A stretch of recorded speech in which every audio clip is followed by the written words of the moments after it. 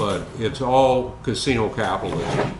And then, you know, I don't know, you could say real estate agents add some value to society, but I don't think it's much, you know. No, it's not. And I mean, maybe driving somebody to get a new home would be part of it, but anyway, the main non-productive sector is the financial sector.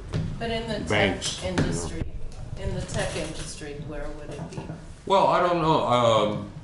You know, tech industry, I think there's probably a higher proportion of productive people in tech because they actually do make things that we all can't wait to buy, you know, and compared to a lot of other industries where it's all, you know, they sell you insurance or they sell you some intangible, right?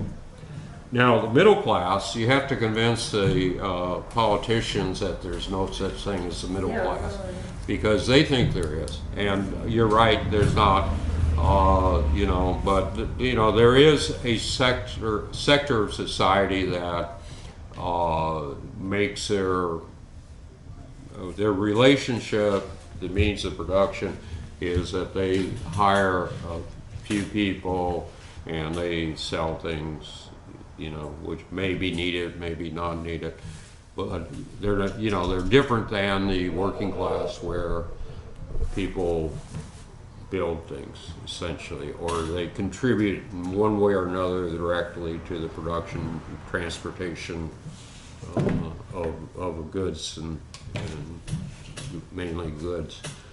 So yeah, you're right. There is no middle class, but you can't convince people of that. And I'm not sure it's worth the fight. Well, what I think should be focused on is raising the issue of the working class, because a lot of people don't even know there's a working class. You know, they think, oh, there's the homeless and the middle class, and that's it. But, so I don't know.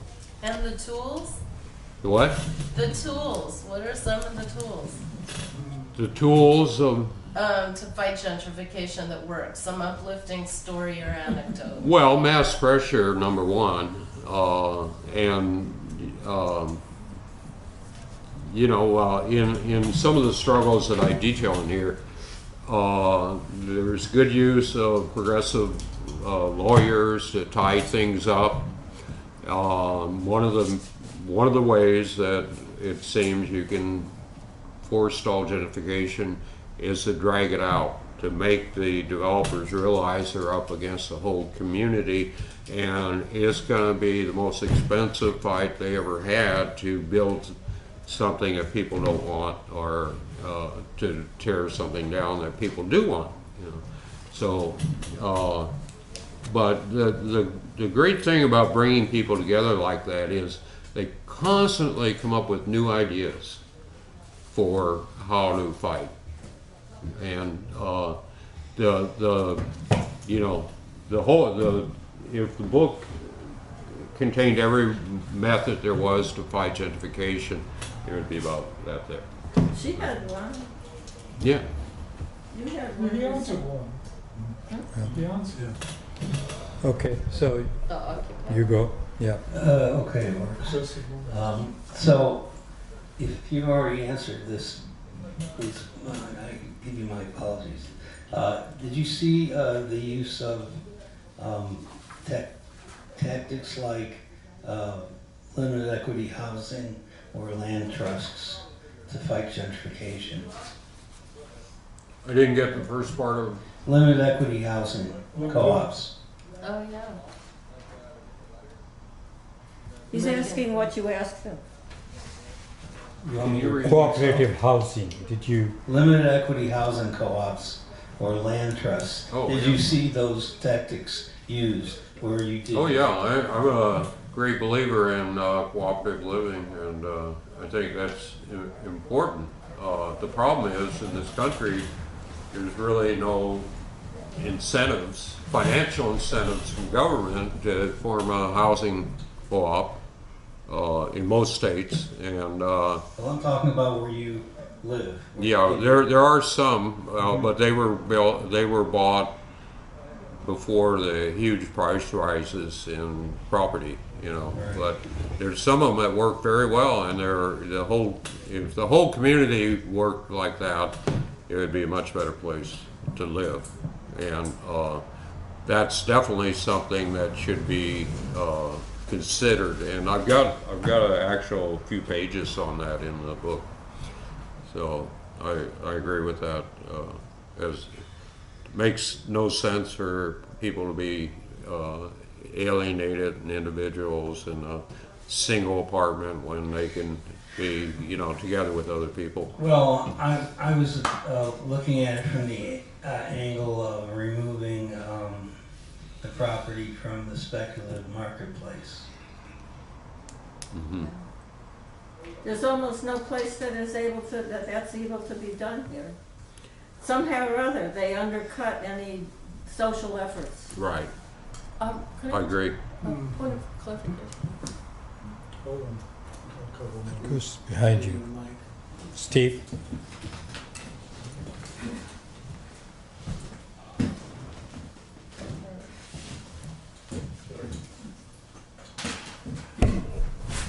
Yeah, can you hear me? Yeah. Push the button. Switch up. Switch the button. Testing. Okay. Yeah, my name's Steve. I lived in Venice Beach with my ex-wife early in mid '70s, and my memories are that the community basically in the '60s and early '70s tried to discourage as best as possible people from coming to Venice. It was advertised more as a hippie haven, drug infested, a lot of crime, Right. just to keep people out and prevent what we call the Marina del Rey, you know, Yeah. what happened at Marina del Rey in the south, Santa Monica in the north. Right. So we pretty much had the place to ourselves. We hung out a lot at the Sidewalk Cafe, and celebrities used to come. Ron Kovic, Oliver Stone came a couple times. Jane Fonda showed up. It was a hangout. It was great. And then all of a sudden they built a bike path, a bicycle path that curved all in front of Venice. Yeah. And all the bicycle people came from the suburbs.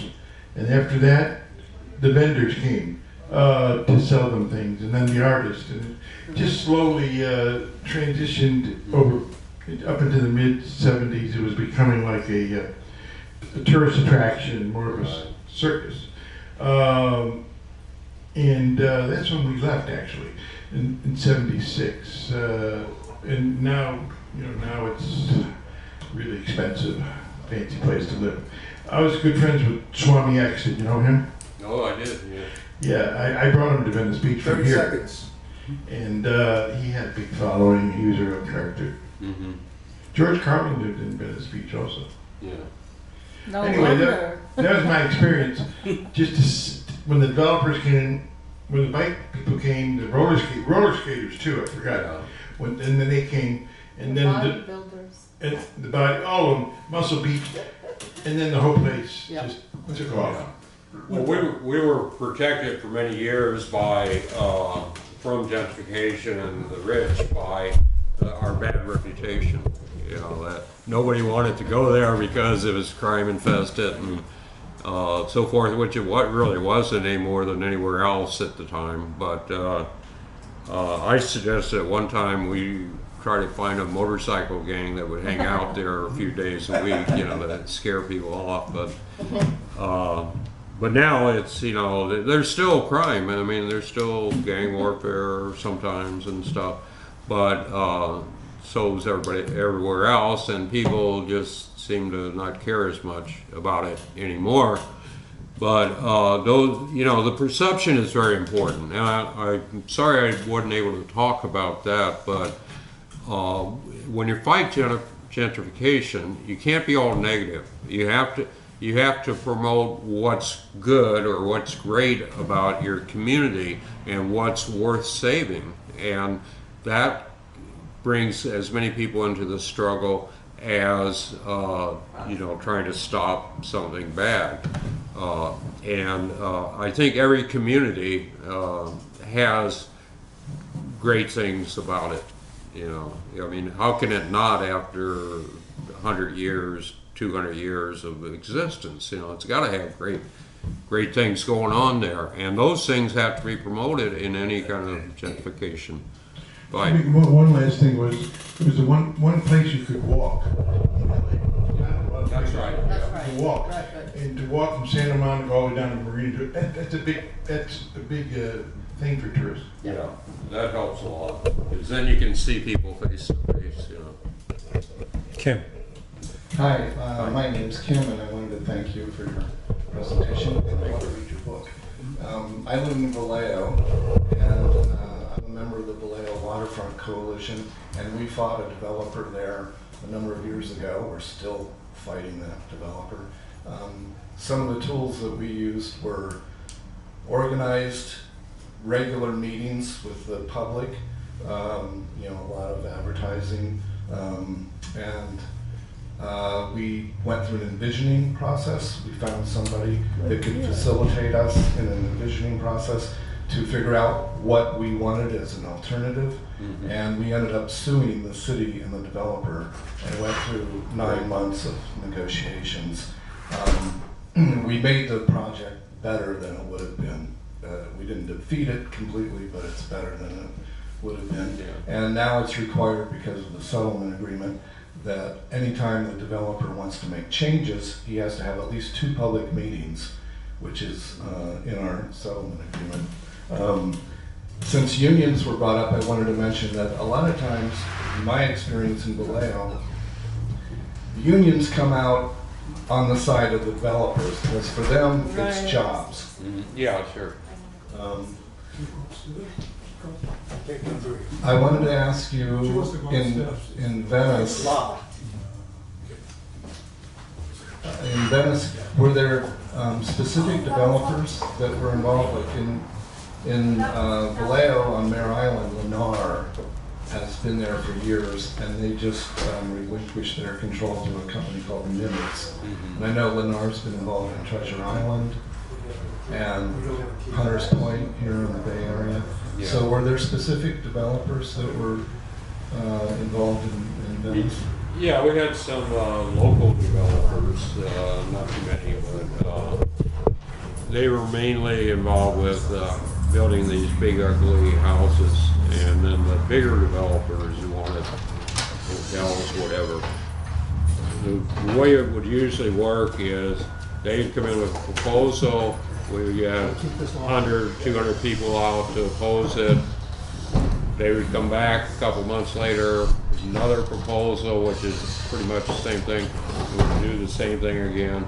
And then the third time was usually when they would give up. You know, we'd defeat it a third time before boards or whatever. And they'd give up, and then another developer would come in a year later or 2 years later. But, you know, it's good to develop that kind of reputation that, you know, that's, developers talk among themselves, you know. They're all, you know, they remind me, the ones I know, of Trump. They're all that kind of person, you know, and they talk really bad about people and the racists and all that. But they talk among themselves, oh, you don't want to go to Vallejo or you don't want to go to Venice because, you know, they'll run you around in circles for years. And that's the kind of reputation you want to have. So, you're doing everything right, it sounds like, and keep up the good work. Okay, so it's maybe my turn. So thank you very much for the talk, very Okay. relevant. I want to share a couple of things on this myself. Switch up. Yeah.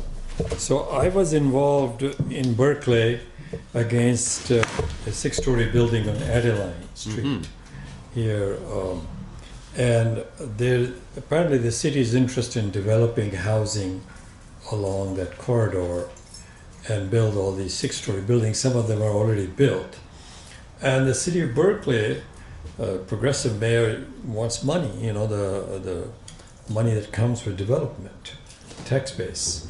So there is that fight. We lost that fight, and the developer used this technique. He was money that came from Russia. He was a Russian developer, and he hired somebody who brought students from Cal, and to show that those of us who were opposing it were interested middle class people, and that was actually anti-poor because the students can't find housing.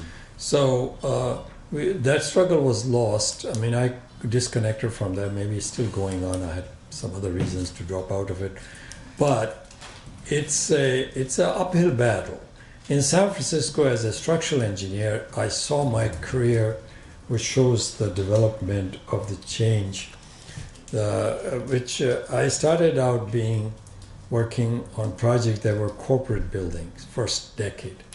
The second decade, I was working on high-tech buildings. In the third decade, I was working on biotechnology, other city buildings. The fourth decade, most of my projects were homeless shelters and poor people's housing.